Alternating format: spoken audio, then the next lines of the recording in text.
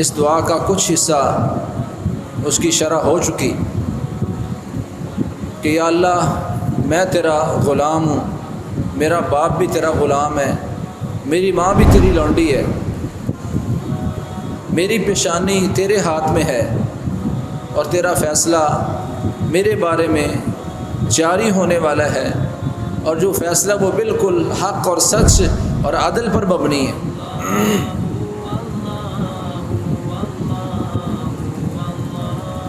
فضیلت الشیخ مفتی Abdul Latif Islamic scholar.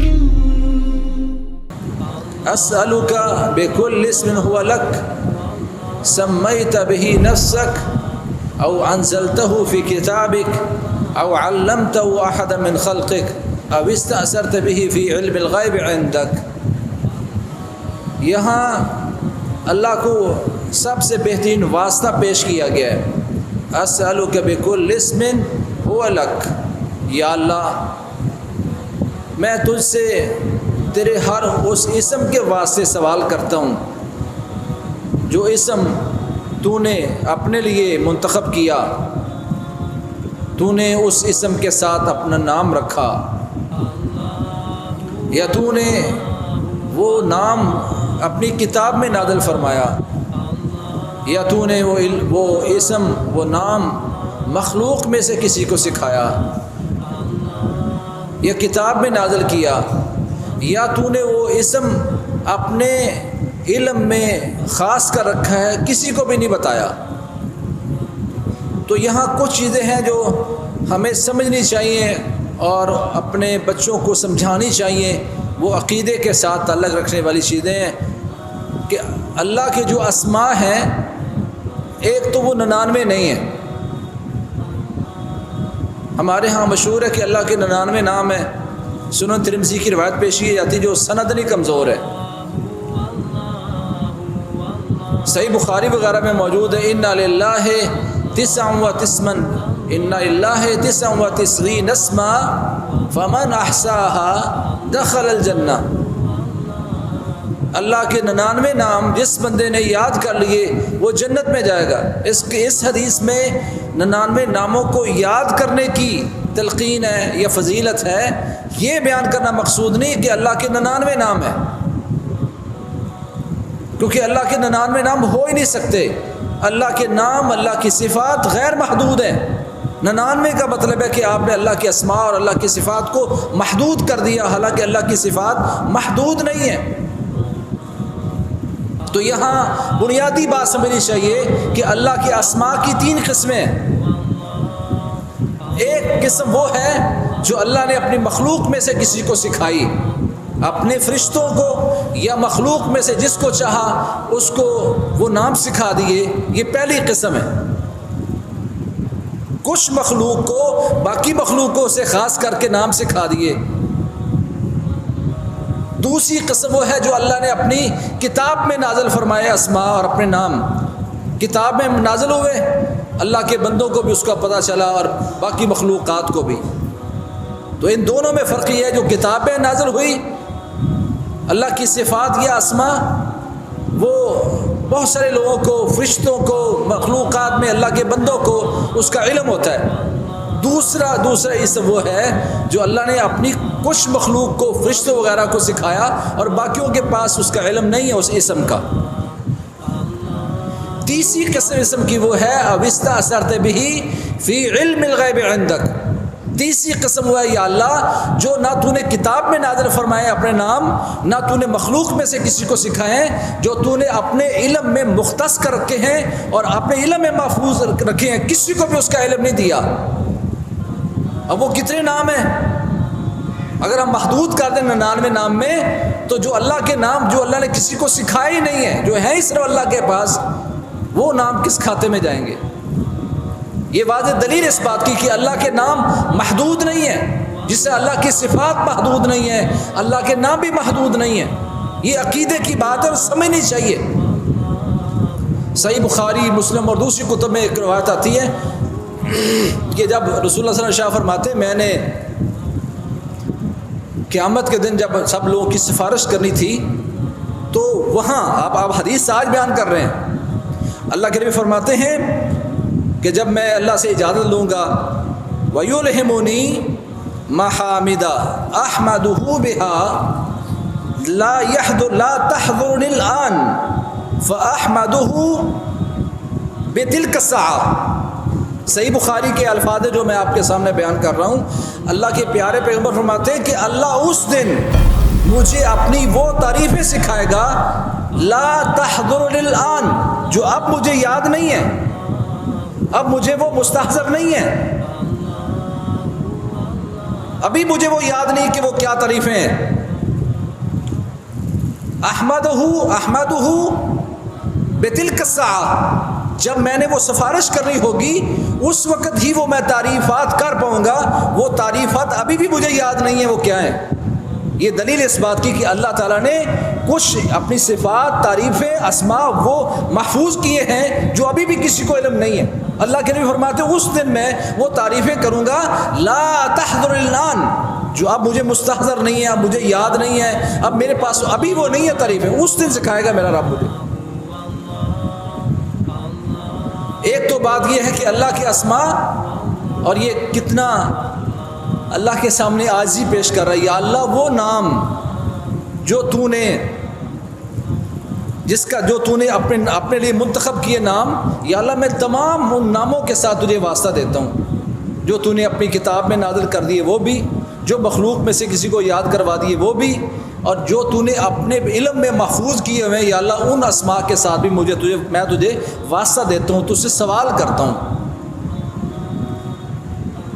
دوسری بات ہمیشہ یاد رکھیں کہ اللہ کے ہر اسم سے صفت بنتی ہے اور ہر صفت سے اسم نہیں بنتا، یہ اصول سمجھیں۔ اللہ کے ہر نام سے صفت بنتی ہے اور ہر صفت سے نام نہیں بنتا۔ اللہ کا نام ہے الخالق، تو اس سے صفت بنتی ہے کہ اللہ تعالیٰ پیدا کرتا ہے، صفت خلق اس سے پیدا ہوتی ہے۔ اللہ تعالیٰ العلیم ہے، اس سے صفت علم پیدا ہوتی ہے۔ اللہ رزاق ہے، اس سے رزق دینے کی صفت پیدا ہوتی ہے۔ ہر نام سے اسم، ہر اسم سے صفت پیدا ہوتی ہے، ہر نام سے صفت بنتی ہے، اللہ تعالیٰ کی، اللہ کے نام سے صفت بنتی ہے۔ لفظ پیدا میرے زبان سے نکلا، یہ سبقت لسانی ہے، یہ بھی نہیں کہنا چاہیے۔ اللہ کا نام اور اللہ کی صفات، اس کے لفظ پیدا ہونا، یہ مخلوق کا لفظ بولا نہیں جاتا۔ خالق کی صفت وہ بھی خالق کی صفت ہے، خالق کی صفت ہے، مخلوق نہیں ہے۔ خالق کا نام بھی خالق کی طرح مخلوق نہیں ہے، وہ اللہ کی صفات، خالق کی صفات مخلوق نہیں ہے۔ تو ہر اسم سے صفت نکلتی ہے اور ہر صفت سے اسم نہیں نکلتا۔ وَيَمْكُرُونَ وَيَمْكُرُ اللَّهُ، يَمْكُرُ اللَّهُ، صفت مکر، تدبیر کرنا، یہ اللہ مالک الملک کی صفت ہے، پر اس سے اب نام نہیں بنا سکتے، اللہ کو ماکر نہیں کہہ سکتے۔ صفت مکر موجود ہے مگر ہر صفت سے نام نہیں نکلتا، تو یہ صفت مکر سے ماکر نام رکھنا درست نہیں ہے۔